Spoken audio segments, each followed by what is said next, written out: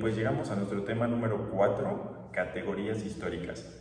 Es muy importante que analicemos estas distintas categorías. Puede haber muchas más en torno a la cuestión histórica, pero 4 son las fundamentales o las centrales. Estas categorías históricas van marcando pautas para que nosotros, cuando nos enfrentamos al estudio de determinado hecho o acontecimiento histórico, podamos desarrollar nosotros todas las explicaciones necesarias en torno a él. Es decir, que con estas categorías nosotros podemos ver los elementos en los cuales todo historiador debe centrarse para poder verdaderamente tener un estudio completo acerca del hecho o acontecimiento. La primera de ellas es el espacio. Esta se refiere a toda la ubicación, las características geográficas, el ecosistema donde ocurrieron los procesos y los hechos históricos. Con esto nos podemos dar cuenta de elementos que poseen determinados pueblos, actividades económicas, actividades cotidianas que tienen determinados pueblos y también ciertos asentamientos o lugares muy específicos de determinados pueblos también. Y digo determinados pueblos repetidas veces porque prácticamente podemos decir que cualquier hecho o acontecimiento histórico, aunque sean pocas personas las que se vean involucradas, en realidad hay factores de toda una población, de toda una comunidad que se ven involucrados en ellos. ¿De acuerdo? Entonces el espacio se refiere a la ubicación y las características geográficas de determinado lugar. En la categoría de espacio, la gran pregunta que nosotros podemos realizar ante un hecho histórico y que al responderla tendremos nuestra categoría de espacio es ¿dónde ocurrieron los hechos? Un segundo elemento es el tiempo.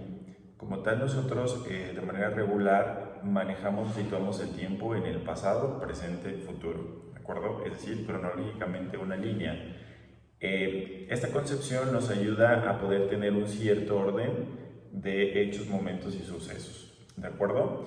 Pero también nosotros podemos dividir el tiempo histórico en distintas formas, como ya lo habíamos analizado: la historia antigua, la época medieval o la Edad Media, la Edad Moderna y la Edad Contemporánea. La contemporánea es acá la que está más situada en nuestro tiempo actual. Entonces, con estas visiones de división de épocas o con una visión cronológica de años, lo que nos va a dar pauta es a que nosotros podamos comprender cuando determinados hechos históricos ocurren en distintos momentos de la historia humana y poder tener nosotros una concepción mucho más amplia acerca de lo que está ocurriendo exactamente.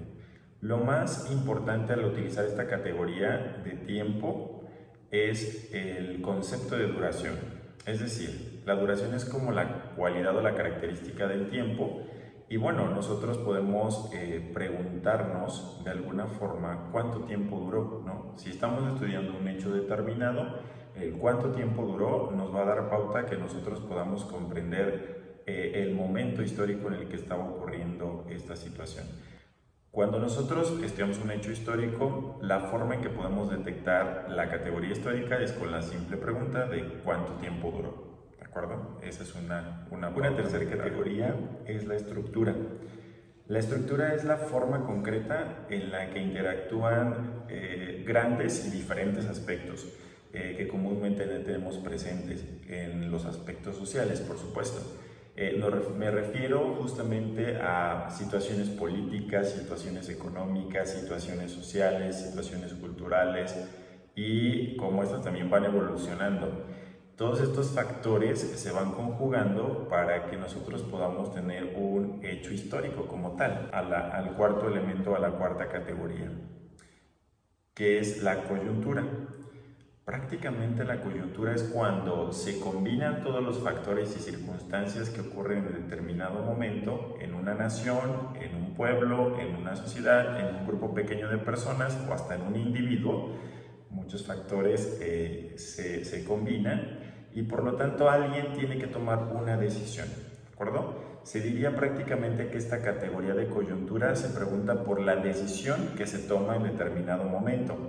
Es decir, si nosotros hoy estudiamos un hecho histórico, nos vamos a dar cuenta que alguien o algunas personas o un grupo específico, o hasta podríamos afirmar que una nación completa, tomaron una decisión como tal, y esa es la categoría de coyuntura, la decisión que se toma. Pero esa decisión no se toma como que hoy se me ocurrió y la vamos a realizar, sino que analiza todos los factores que ocurrieron alrededor. Entonces, la parte o la categoría de estructura, que es nuestra tercera categoría, y la categoría de coyuntura en realidad van en cierta forma muy unidas, ¿de acuerdo? Solo la diferencia quizás un aspecto. Estructura lo podemos resolver preguntándonos cuáles son los factores que ocurrían en ese momento, sociales, políticos, económicos, culturales.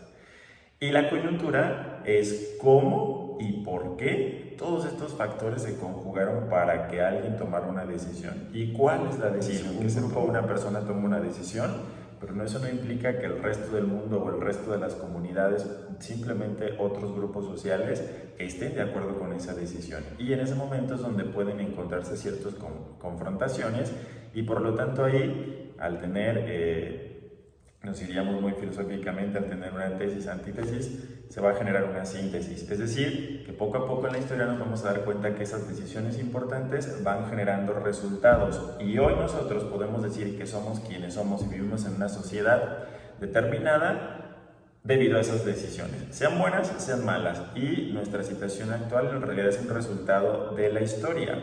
Por eso es importante que bajo estas 4 categorías podemos estudiar todos los hechos históricos.